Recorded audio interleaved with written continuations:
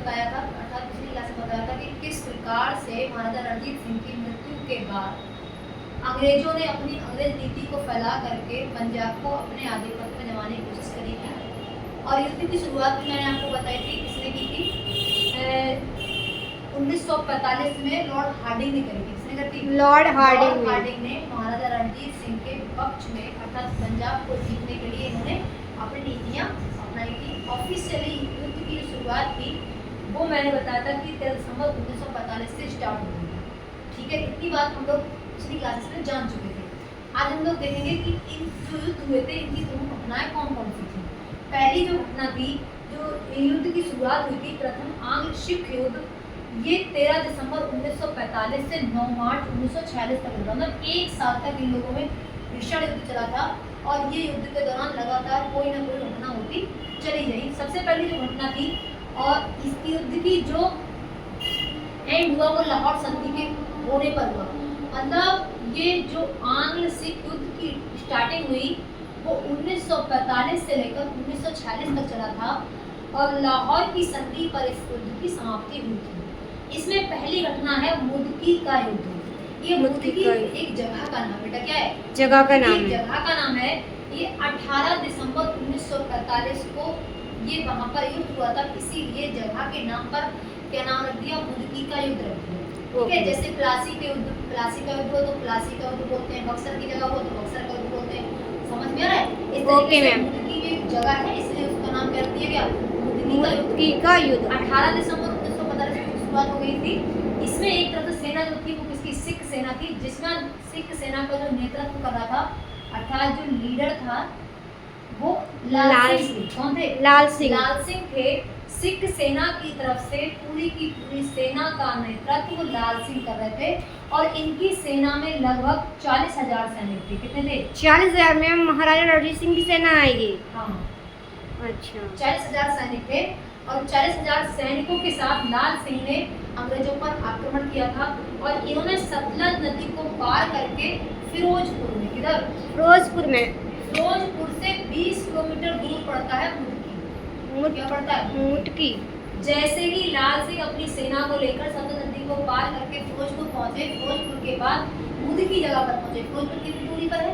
20 kilometre. लगभग फिरोजपुर से 20 kilometre दूर क्या पड़ता है? मुदकी पड़ता है। अब एक तरफ से तो ये बात हो गई, दूसरी तरफ से ब्रिटिश सेना थी।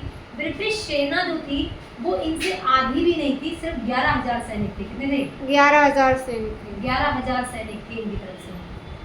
और इनकी तरफ से जो नेतृत्व कर रहा था वो सर ह्यूगफ कर रहे थे। कौन कर रहे थे? सर ह्यूगफ इनकी सेना का नेतृत्व कर रहे थे। और ये जो था सर ह्यूगफ लुधियाना तक पहुंच गया। कहाँ पहुंच गया? लुधियाना तक पहुंच गया था। लुधियाना तक पहुंचते पहुंचते इनका युद्ध वहीं पर मुदकी में स्टार्ट हो गया। और जब युद्ध हुआ सिख सेना बहुत बहादुरी से लड़ रही थी। कैसे लड़ रही थी बेटा? बहुत बहादुरी से लड़ रही थी। लगभग युद्ध क्या हो गया था? जीत ही चुके थे। लेकिन हुआ क्या? लाल सिंह ने क्या किया? अपना मतलब पीठ दिखा देते थे। लाल सिंह युद्ध की भूमि अर्थात रणभूमि को छोड़ करके भाग गए। अच्छा। जब लाल सिंह भाग गए, कौन भाग गए? लाल सिंह भागे, मतलब कि जो सेना मतलब वो थे। जब सेनापति स्वयं ही सेना का नेतृत्व छोड़कर भाग जाएगा तो क्या सेना का मनोबल नहीं टूटेगा? सेना का मनोबल टूट गया और सेना ने युद्ध करना क्या कर दिया? खत्म कर दिया। मतलब जितना उनको मोटिवेट करने का जो मिल रहा था वो नहीं मिल रहा था और सेना क्या हो गई? हार गई। कहने का मतलब यहाँ पर यह है कि सिख सेना वहाँ पर क्या हो गई? पराजय हो गई। किससे?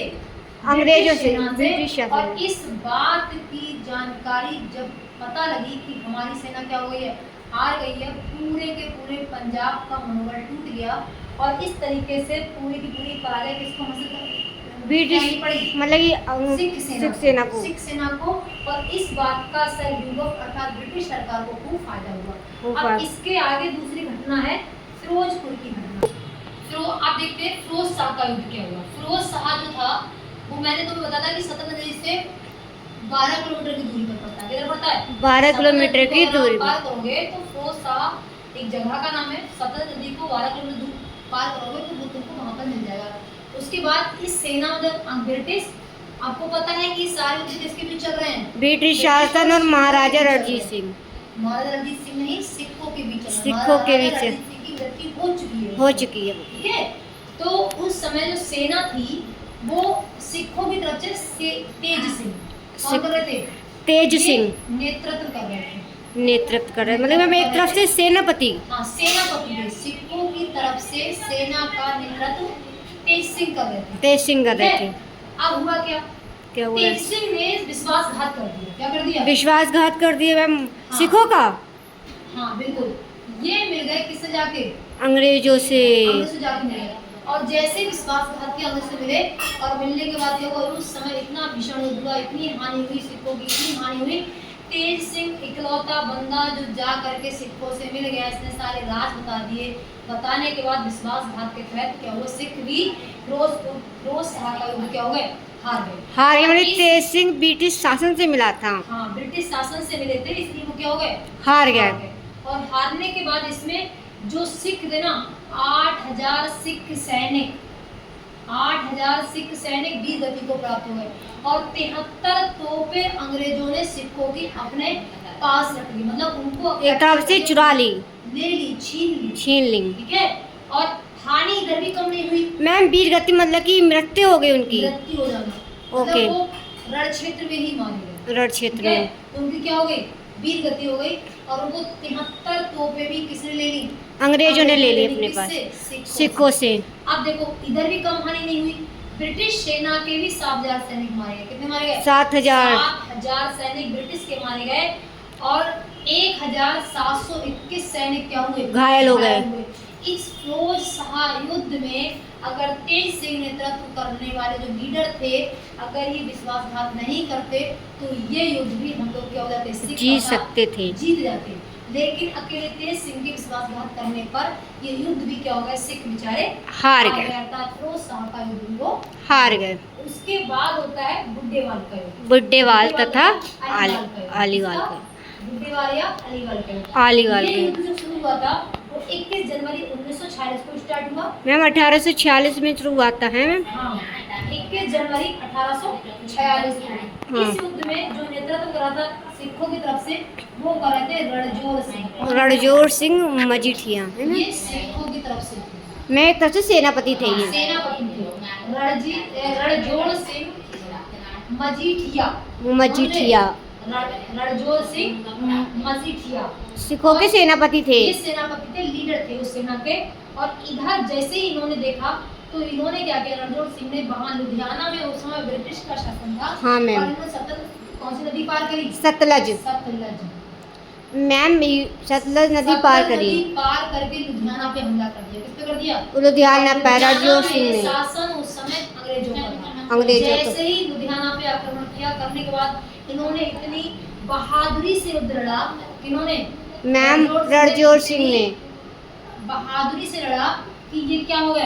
ये बुड्ढेवाल को जीत गए। बुड्ढेवाल को जीत गए। और जैसे ही बुड्ढेवाल को जीत गए, ये बात से अंग्रेज क्या होगा? बौखला गए।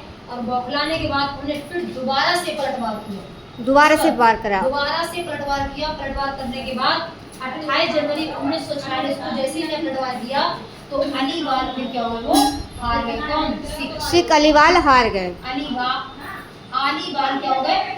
हाँ। हार गए, अर्थात उनकी पराजय हो गई। पहले रणजोर सिंह ने बुड्ढेवाल को जीत लिया, लेकिन 28 जनवरी 1946 को दोबारा उन्हें पलट के वार किया। और करने के बाद अलीवाल को क्या हो गए? वो 1846 में ब्रिटिश की इस पर क्या हो गई? विजय हो गई। जीते हो गए। उसके बाद देखो दूसरा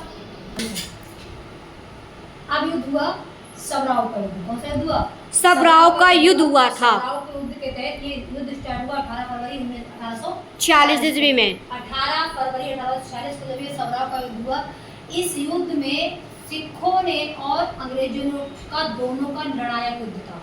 मतलब इसी पर डिसाइड हो जाना था कि अब पंजाब पर शासन सिखों का होगा या फिर अंग्रेजों का होगा। सिखों ने पूरी की पूरी अपनी सेना और अपना पूरा का पूरा पावर, जान मान सब पूरा सब कुछ इकट्ठा करके, सब कुछ एवरीथिंग इकट्ठा करके पूरी दृढ़तापूर्वक युद्ध लड़ा। और दृढ़तापूर्वक युद्ध लड़ने पर ये इसमें जो सिखों ने सबराव में युद्ध लड़ा था, इसमें भी बेचारों की क्या हो गई?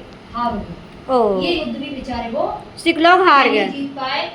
और सतलज नदी को पार करके सिखों ने क्या किया? पूरे के पूरे पंजाब पर अपना आधिपत्य कर लिया और 10,000 सिख सैनिक इस युद्ध में मारे गए। कितने मारे गए? अच्छा मैम, मतलब कि ये वाला युद्ध जीत गए। जीत गए। कौन जीते? सिख। सिख नहीं जीते, अंग्रेज जीते मैम। देखो 1846 को युद्ध हुआ। हाँ मैम। सिखों ने पूरी की पूरी अपनी जितनी अच्छा। हानि युद्धों में सब फिर से इकट्ठी करी। हाँ। और करने के बाद फिर से लड़े। लड़ने के बाद पूरी जोर से लड़े, दृढ़तापूर्वक लड़े, लेकिन फिर भी चलो क्या हो गई? हार हो गई। Okay ma'am. और जब हार हो गई तो इनके 10,000 सैनिक फिर मारे गए। मैंने अभी पिछली क्लास हाँ में मैम, बताया वो कि 8,000 सैनिक वहां मारे गए, 10,000 सैनिक फिर मारे गए। इतना युद्ध में क्षति हो रही थी, बार बार क्षति हो रही थी, तो फिर भी सिख कितने मारे गए? 10,000 सैनिक मारे गए। और मैंने बताया कि कितनी सारी तोपें थी जो उन्होंने क्या कर ली थी? 76 तो अपने अंडर में ले ली थी। अब इतनी सारी की सारी हानियां हो रही हैं, तो इस पे कुछ तो प्रभाव पड़ेगा। और इससे क्या हुआ? सिख क्या हुआ? पूरे का पूरा ये युद्ध भी हार गए। और हारने के बाद 20 फरवरी 1846 को लाहौर का क्या हुआ? लाहौर पर इनका पूरा अधिकार हो गया अंग्रेजों का। लेकिन लाहौर पर अधिकार तो हो गया, लेकिन औपचारिक तरीके से नहीं हुआ। कैसे नहीं हुआ? औपचारिक मतलब मैम? औपचारिक तरीके से मतलब ऑफिशियल रूप से इन्होंने अच्छा। उस पर कब्जा नहीं किया। आपको बताया था मैंने कि लॉर्ड हार्डिंग थे इस समय। Yes ma'am, Lord Harding. और लॉर्ड हार्डिंग ने क्या किया? लॉर्ड हार्डिंग ने भी उन पर औपचारिक तरीके से कब्जा नहीं किया। कौन संधि हुई? संधि हुई लाहौर की संधि पर। लाहौर की संधि किनके बीच हुई? आंग्ल और सिख के बीच। किसके बीच हुई? आंग्ल और आंग्ल और सिख। सिख के बीच संधि तो हो गई। पूरी जन धन हानि सब ज्यादातर सिखों को उसको उठाना पड़ा। लेकिन इसके बावजूद भी एक संधि हुई, भैरोवाल की संधि। कौन सी हुई? भैरोवाल की संधि। भैरोवाल की संधि हुई। और इस भैरोवाल की संधि के तहत पूरा का पूरा ऑफिशियल रूप से अब कब्जा किसका हो गया? अंग्रेजों का हो गया पंजाब पर। अंग्रेजों का कब्जा हो गया पंजाब पर। अब इस तरह से भैरोवाल की संधि अंतिम संधि थी और इस संधि के तहत पूरा का पूरा पंजाब पर कब्जा ब्रिटिश साम्राज्य का हो गया। अर्थात उन्होंने इस पंजाब को अपने में विलय कर लिया। लाहौर की संधि होने पर पंजाब को उसने विलय नहीं किया ब्रिटिश ने। अच्छा। समझा रहे? जब लाहौर की संधि हुई तो उन्होंने पंजाब को विलय नहीं किया, लेकिन जब भैरोवाल की संधि हो गई तो उसमें पंजाब को अपने साम्राज्य में विलय कर लिया। इस प्रकार से रणजीत सिंह का जो मरने के बाद जो स्थिति पंजाब की खराब हुई वो आपने देखी किस प्रकार से हुई। और पूरा का पूरा पंजाब अब किसके कब्जे में हो गया? अंग्रेजों साम्राज्य के कब्जे में